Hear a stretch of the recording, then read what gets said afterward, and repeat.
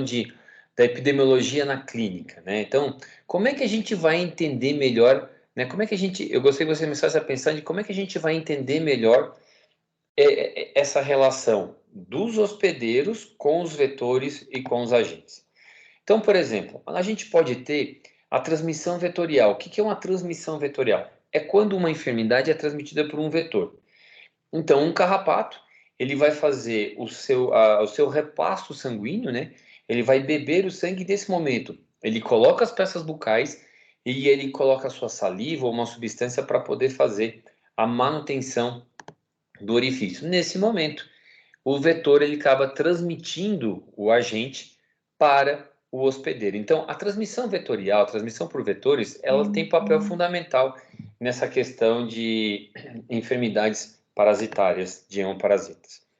Só que esses vetores, a gente tem que entender como é que eles recebem esse parasita. Então, por exemplo, o carrapato ele vai lá, faz um repasse de sangue num hospedeiro que é positivo. Com isso, ele adquire, né?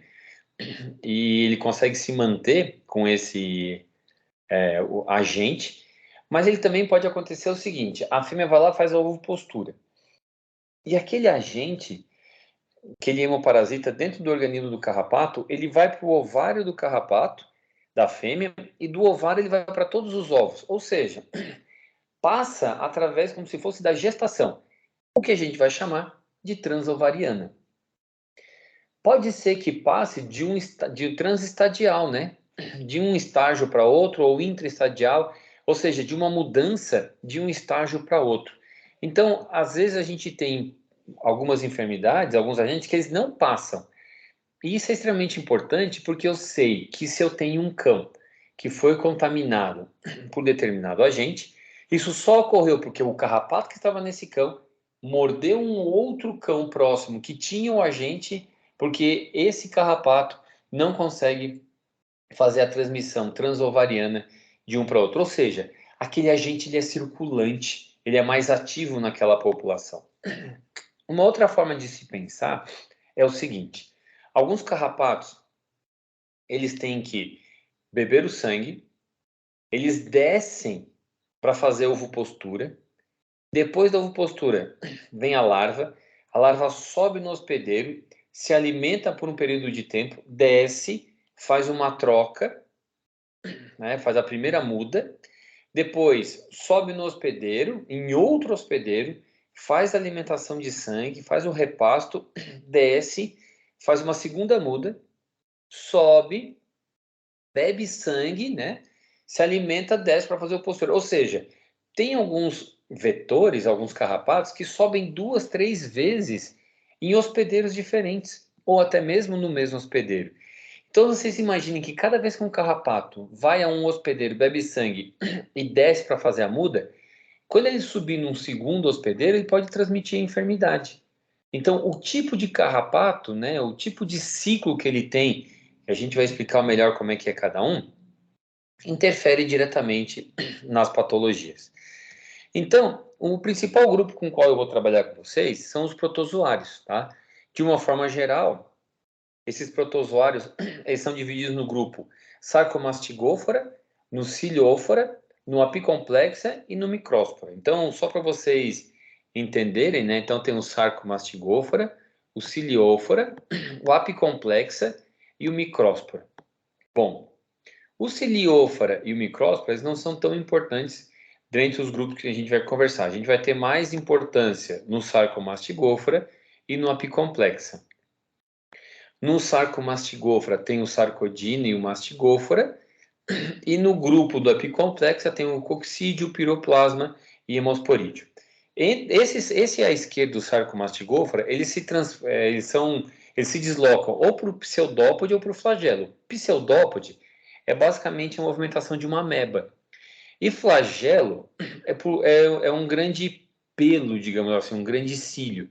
Então, essa é a principal forma de deslocamento desse grupo aqui, porque pode apresentar um ou mais flagelos.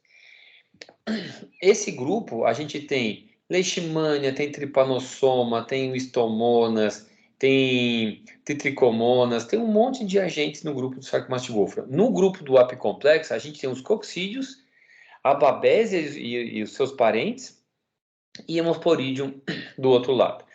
Então, aqui, ó, tem o Sarcomastigofra, como eu falei para vocês, é um grupo grande que está relacionado normalmente a ter um cílio, né? Um cílio ou um pseudópode ou flagelo, e dentro desse grupo aqui, a gente tem uma gama muito grande de diferentes agentes.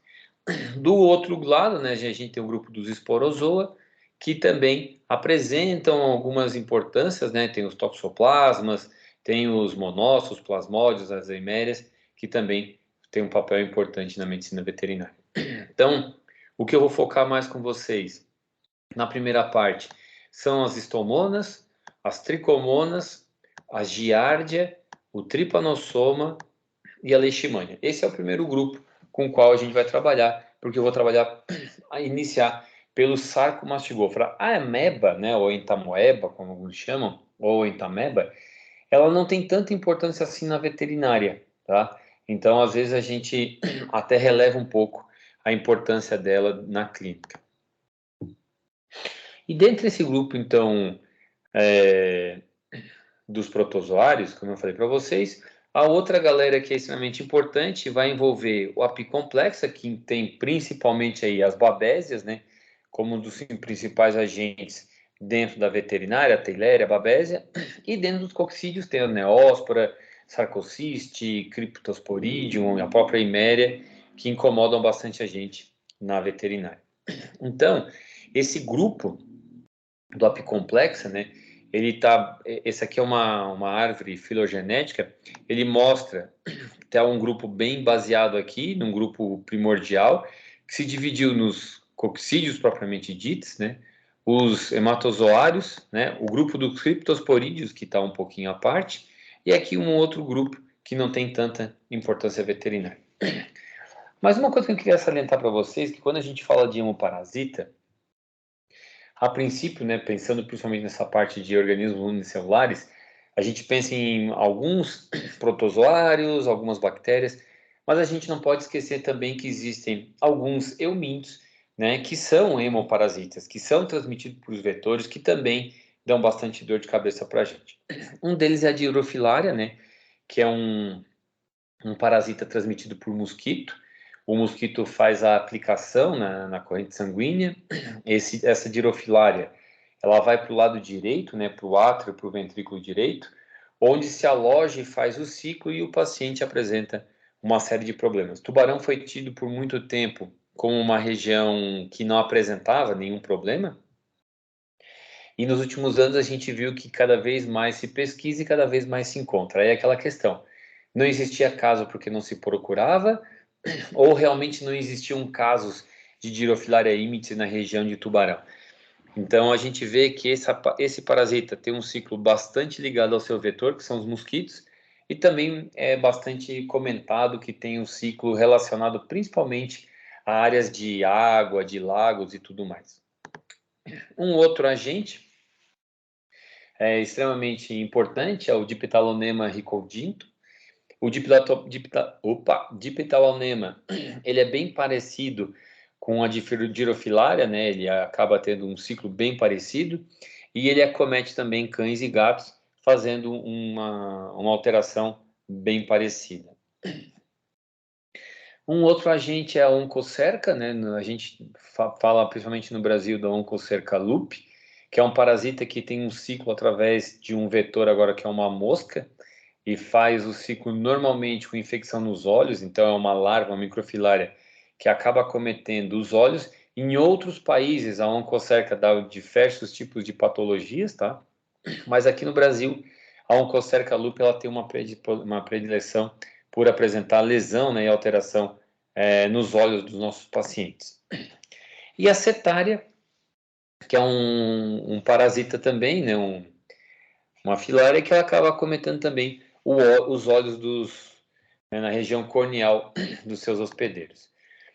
O outro parasita é o Angiostrongius. O Angiostrongius ele é ingerido, né? Ele penetra normalmente de forma oral, e ao penetrar de forma oral ele faz um ciclo principalmente através da digestão, e depois ele circula por todo o corpo, fazendo também uma fase de um hemoparasita.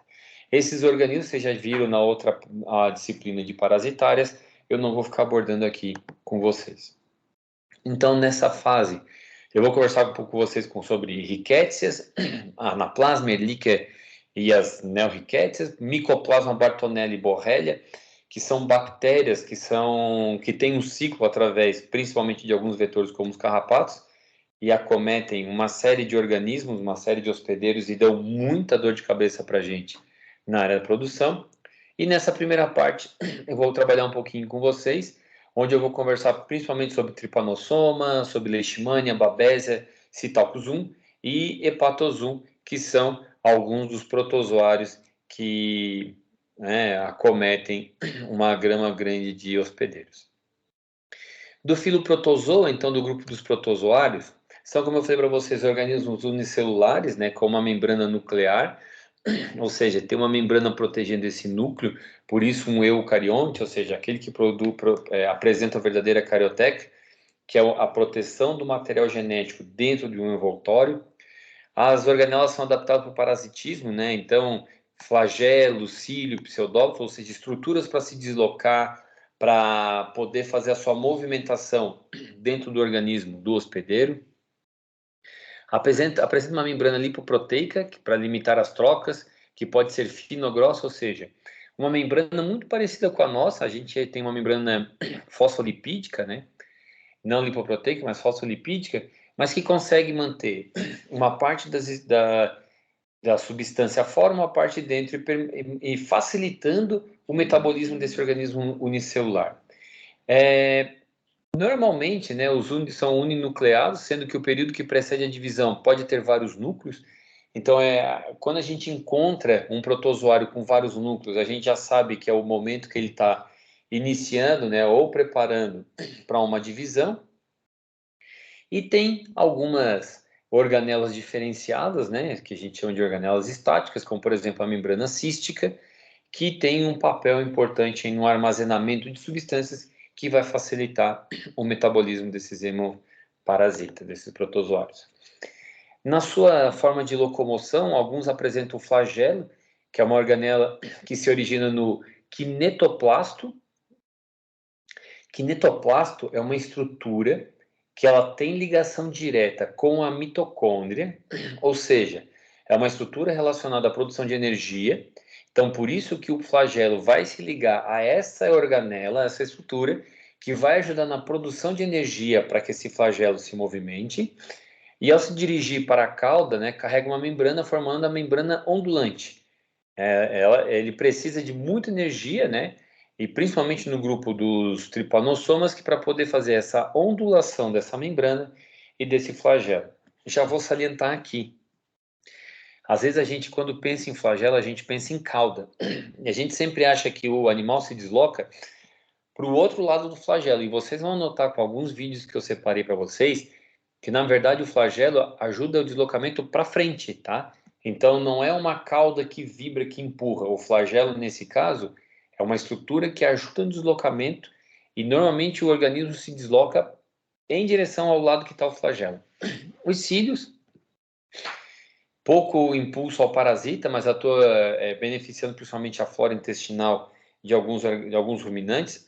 Então os cílios, eles ajudam na sua movimentação, né? Não tão importante. E os pseudópteros, que são os prolongamentos de citoplasma, principalmente encontrado em ameba, que ele emite um prolongamento e se ajuda tanto na englobar substâncias, como também no seu deslocamento. Os protozoários, de forma geral, eles se reproduzem de duas formas, por gameta, né, que a gente chama de gametogonia, ou esporogonia, que ocorre uma troca de material genético. Então, a reprodução sexuada não é uma reprodução com cópula. Não existe um falo, um pênis com penetração. O importante é troca de material genético.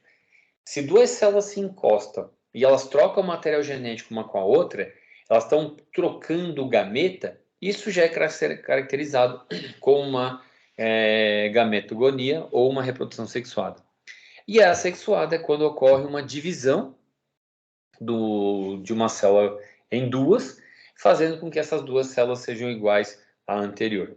Então, vocês podem ver aqui que existem uma combinação diferente, onde as células se aproximam, produzem, né, vários núcleos e trocam. Ó.